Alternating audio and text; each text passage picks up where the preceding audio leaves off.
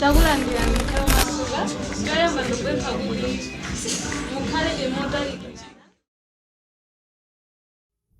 Tingate kupewa kolona, tingate posata malamulo, tingate kugonjesa ntendai, tingate tingate, tingate kupewa kolona, tingate posata malamulo, tingate kugonjesa ntendai, tingate tingate.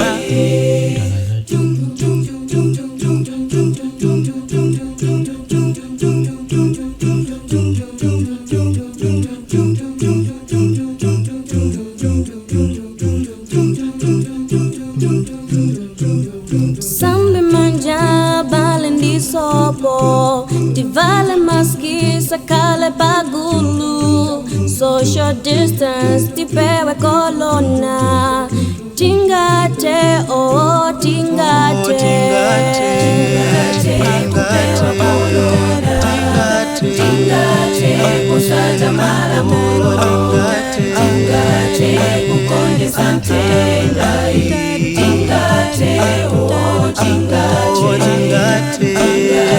kupewa kolona, tingate kusata malamulo, tingate kugonjesa ntendai, tingate tingate. Corona pandemic disease. Before I die, cause of this pandemic disease.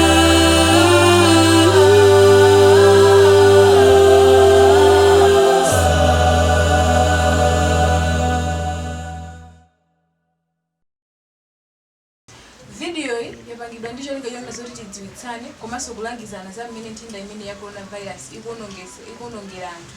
Tiye tisaderere ndondomeko zimene achipatala kutiuza kuti titsatire popeza moyo ndi mpamba sasungirana.